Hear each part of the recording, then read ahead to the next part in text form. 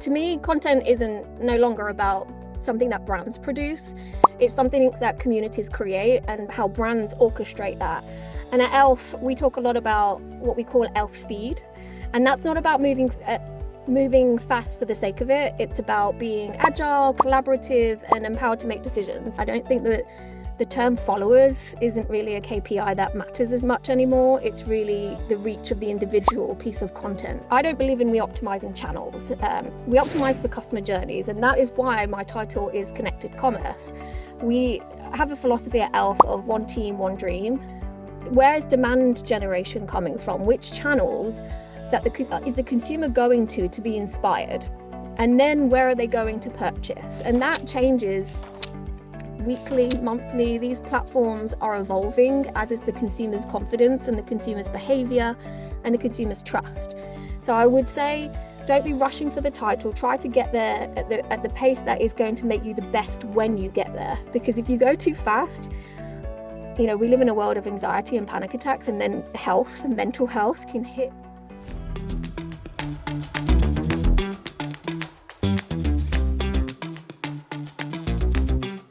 Hello, everyone. Thank you so much for joining in today.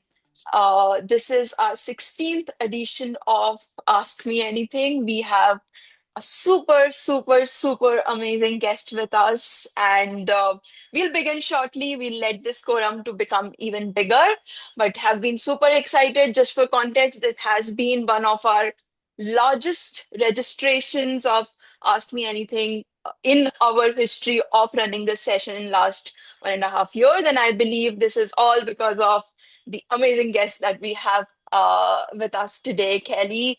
Again, it's time to get started. Quickly introducing myself to everyone who has been part of community already and to those who are joining us for the very first time. I'm Sunakshi. I am the founder of Roaring Ladies of e-commerce, and I also run my own e-commerce agentic company called Manifest AI.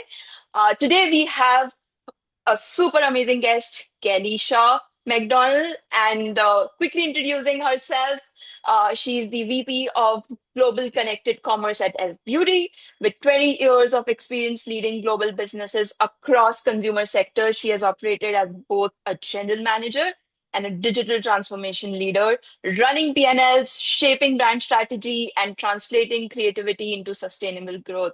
Her work spans early stage brands and global enterprises, from launching new business model to leading large scale commerce reinventions. I am super grateful and excited to be having you, Kelly. Thank you so much for joining in.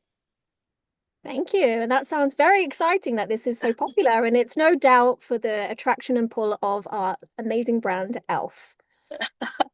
Amazing, Kelly. So yeah, Kelly, our community would love to know a little bit more about you, a little bit about your journey, and whatever you would like to share from your experience at e.l.f. and also in your previous career journey so far. Yeah, I'm happy to share. I have been in the digital space for 20 years. I started my career in the UK, so the accent is actually English. And I spent the first 5 years in fashion, really embraced into what was then e-commerce.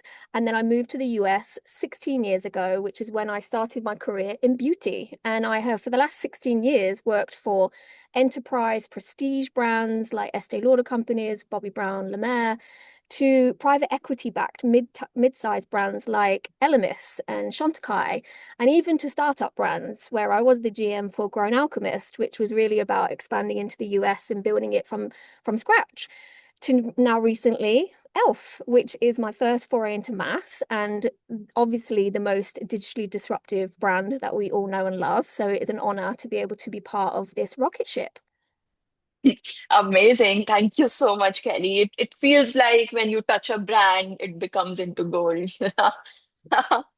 Super amazing. It's time to get started. For those who are joining us new, feel free to use our chat box to put up any questions if you may have. We are not going to cover them during our session, but Kelly is part of our Slack community as well. She'll be more than happy to answer them beyond. So let's get started. We have received good amount of questions from all of you that we are going to start covering today. And also, a very warm welcome to those who are joining us for the very first time. So let's get started, Kelly. All good? Amazing. So first question, when scaling connected commerce across AI, DTC, social, and physical retail simultaneously, creative asset demand explodes. As we all know, how do you and your cross-functional partners manage that operational efficiency squeeze, ensuring brand consistency and high volume content delivery without burning out your internal teams? Good question. To me, content isn't no longer about something that brands produce. It's something that communities create and how brands orchestrate that. And at e.l.f, we talk a lot about what we call e.l.f speed. And that's not about moving fast for the sake of it. It's about being agile, collaborative, and empowered to make decisions. And so we don't believe that every asset needs to start inside the building anymore. The future of commerce is actually community owned. We actively lean into listening to our community, and we lean into our creators and consumers that generate the content, who have an incredible amount of authenticity. And our job is to listen, learn, and amplify their voices in conjunction with telling the stories of our own. But ultimately, it isn't just about creating content anymore. It's about creating smarter systems that let the greater content travel further. So it also helps that we have a very connected and amazing marketing operations team that help keep the operationalization of our teams moving forward, because we are so fast and reactive. And obviously, we also have our own in-house studios so that we can produce and react to content that we want to lead. But on bulk, is the way the AI space is going. Consumer generated content and the consumer led storytelling is the heartbeat of content creation. Amazing. Here, a follow-up, Kelly, which is like you said, AI generated content is the heart of this engine going forward. Tell us a little bit about, that transition that's happening from, being very manual first, let's say 5 years ago from now, to, becoming where you have to build systems, like you said, building systems to generate content that feels right for your consumers. What is that one change that you have been able to drive in e.l.f. Beauty to carry out this transition? Well, I would like to, it's not about AI generated content. We definitely aren't in this space of generating AI content. It's Yeah. more of using AI tools to listen to our community. We do a lot of sampling to empower content creators across the affiliate network on TikTok, which can be anyone that, has up to 1,000 followers. You can enter the TikTok affiliate program. So we do sampling there. We do social sampling programs where we see our community just create content, and we use AI tools to scour and listen to the sentiment of that content. And we, feature and use it with their permission, and let them tell our story. And we use those insights to then inform how we optimize and improve our messaging, our education, and our product development. Amazing, Kelly. This sounds very exciting and a note to be taken by everyone there's out here. Second question for you, Kelly. How have you found success integrating across digital channels? Well, this is a big one for me because I don't believe in optimizing channels. We optimize for customer journeys, and that is why my title is Connected Commerce. We have a philosophy at e.l.f. of one team, one dream, and that means shared ownership, accountability, and teams that align against a single goal. So, because the consumer doesn't think in silos and in channels, so therefore we don't. So, when content, commerce, and loyalty, retail, and social all kind of work together, that's where the growth kind of compounds. So it's a mindset, really. Got it, Kelly. And when you say, connected commerce, connecting all the channels at one place, because in the end, consumer is one, and they would, love a brand when the experience across channels is, similar wherever they go to. So is this, like you said, it's a mindset shift? More than that, do you believe it's a hard problem to solve, or it's an easy problem, but with the right mindset of running these channels? What are your thoughts around that? I think it's an individual mindset perspective. If you come from a more traditional background where you are thinking in channels and you lean more into like traditional e-commerce, you might miss a beat of how the consumer has changed how they shop. And how we look at it is, where is demand generation coming from? Which channels is the consumer going to be inspired? And then where are they going to purchase? And that changes weekly, monthly. These platforms are evolving, as is the consumer's confidence and the consumer's behavior and the consumer's trust. So it's never one thing, it's a constant iteration and evolution. And the success is really in the individuals within the company who are embracing change, and being curious is at the core of it. Absolutely. The mindset shift begins from curiosity. That's the starting point of getting that mindset shift into the brand. Of course, Kelly. Moving on to next, how do I take my skincare brand to the next level as far as getting the visibility that we need to let our customers know that we exist and consistent sales? Well, be impossible to ignore. If you think about what I've been saying about, focusing on the community, creator advocacy, and the product that people can't stop recommending, it's at the root of what a lot of successful brands that are startup brands have tapped into today, and that is building a community and growing it from there. At e.l.f., I'd mentioned we do speak about zero distance, so community is at the core, and I can't undersell how much we relentlessly listen to our community and an action to what they want and need. And when, that is prevalent in our e.l.f. skin business that launched because we listened to the consumer and we continue to listen to them to develop what our next products are. We also use sampling. I think sampling for skincare especially is a huge vehicle to lean into, and figuring out how do you get the product into the right hands. And it's not always influencers. I think advocates of your potential consumer who can tell an authentic message through a review or a piece of UGC that they don't need to necessarily have a lot of followers, but the content that they're putting up there could go viral at any minute. I don't think that the term followers isn't really a KPI that matters as much anymore. It's really the reach of the individual piece of content. Got it, Kelly. So in the early days, you're recommending that, probably virality or sampling or building those advocates who could, speak truly about the products that a brand has. Absolutely, Kelly. One a question that I always keep getting from our community, I keep reading channels and I've seen, this becomes, one of the problem that I've seen most common is the everyone is able to, get to a place, let's say, 100K or 200K in revenue. These are like founders who haven't raised a lot of capital in their journey so far. So what would be that, one advice when it comes to either sampling or, going viral? Like, do you think there is like one procedure, I would say, or, a tip that you can give to them, which they can leverage when capital is a constraint, but they really want to go out and get the world to know about their brand?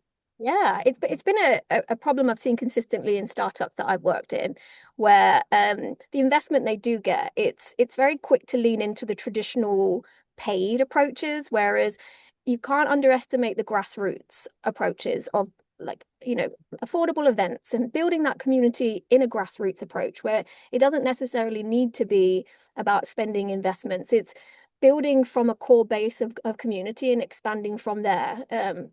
That is really the root of when you find your niche, how brands have been successful, and they stay true to that kind of niche community and stay focused. They don't try to appeal to the masses. And when they get to a certain size, then maybe it's a case of, okay, how do I lean into a retailer to tap into a net new audience?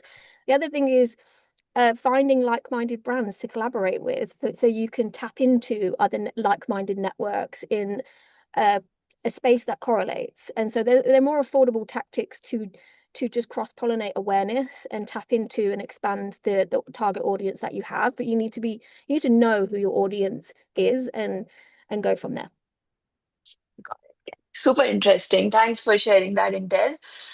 Next question for you, Kelly, is what's one piece of advice for someone trying to break into the beauty industry?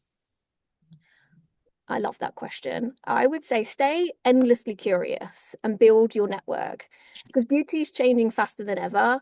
And the people who win aren't the one who know the most about the function. They're the ones who learn the fastest and are networking and being curious, trying the products, going where the beauty community is, but also, reaching out and building your network within the beauty community. What I find most interesting about e.l.f. and actually what drew me to e.l.f. is that we don't look to other beauty brands. We source e.l.f.s from different industries because we're not about being in an echo chamber of speaking to ourselves. We like to look at differentiated perspectives so that we can create community and activations that are the unexpected, which is why we work with brands like Chipotle, Liquid Death, because it's surprise and delight, and we don't want to keep being the same as everyone else. And so I wouldn't let, if you don't have beauty experience, be something that puts you off. Persevere, continue to, if you're passionate, it will shine through, build your network, attend events, and once you've got your connections and you have a natural passion for the industry, a door will open. Absolutely.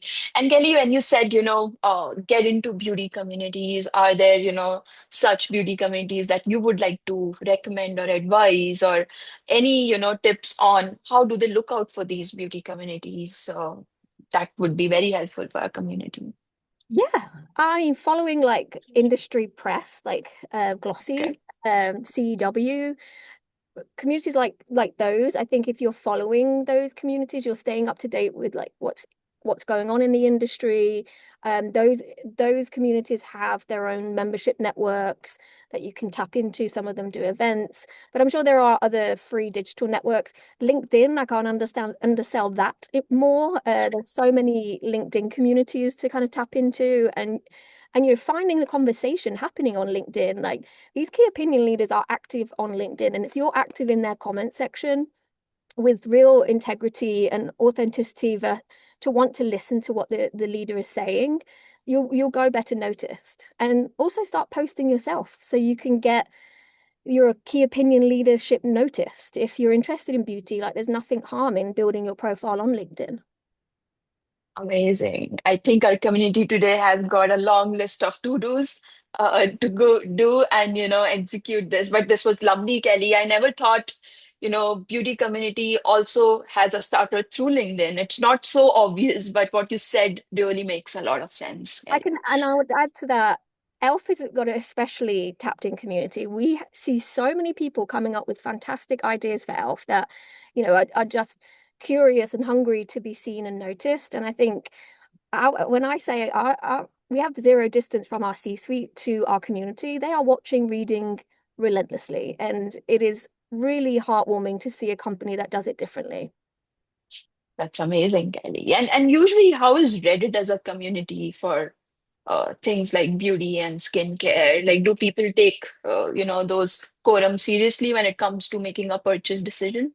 Absolutely. Reddit is a number one cited source for AI. What I love about Reddit is its authenticity about the community. So brands aren't necessarily in there as themselves. It's really what brands do is just listen to what the community Yeah. actually creates, and creates their own, threads around the brand. And we can use that to say, well, we're not going to interfere, but we're going to listen and see what the sentiment is.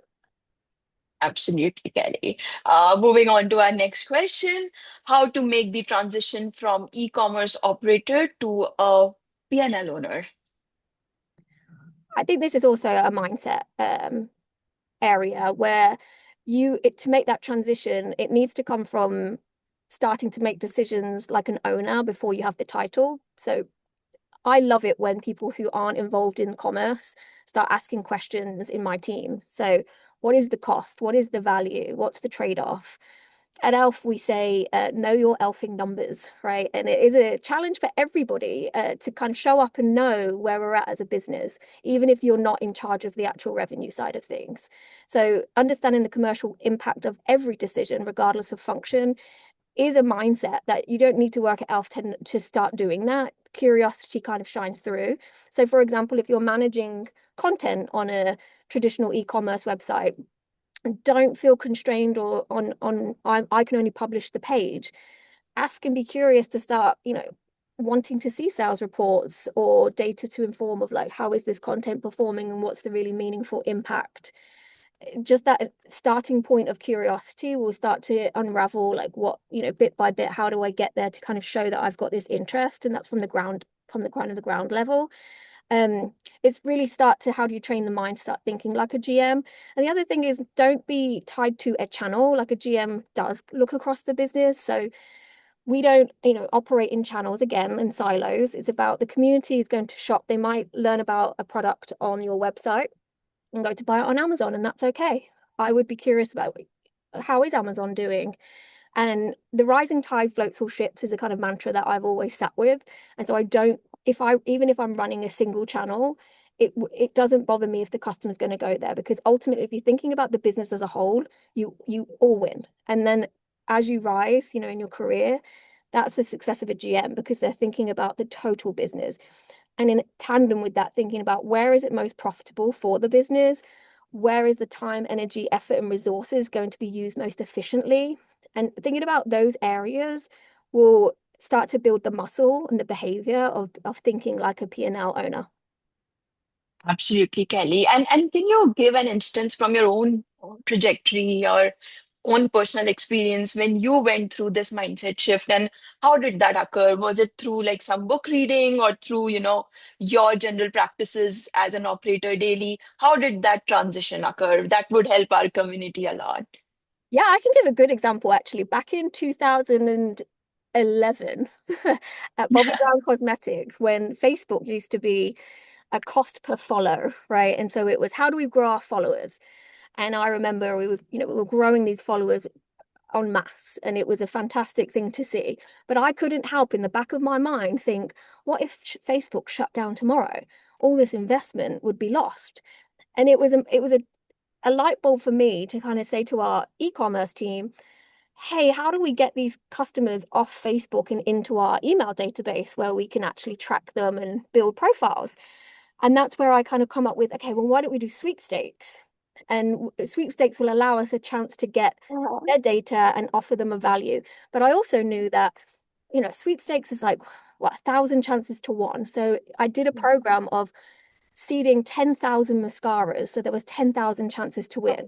And we yielded 100,000 sweepstakes entries that Oh my had to God. opt in for email. So therefore, that fueled our email database, and therefore they could track revenue.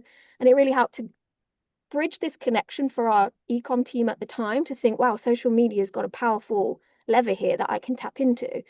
But it was this mindset of mine of thinking about the consumer, thinking about the platform. Where are these two things going? What could happen? And how does it affect the broader business? So I wasn't thinking about my KPI of growing our followers. I was thinking about, what does this mean in its next phase of growth? Super interesting, Kelly. And this sounds also, like with curiosity, also your creative mind that added fuel to your mindset towards becoming a leader, which is a great insight, Kelly. I do believe, curiosity and creativity goes hand in hand. And like you said, just before the session during our rapid fire, like how data is core to e.l.f.'s trajectory so far. And that makes a lot of sense, Kelly. Super interesting. Moving on to next, which is actually the next two questions are going to be the last two questions for this session. And these are my favorite part of our Ask Me Anything, Kelly.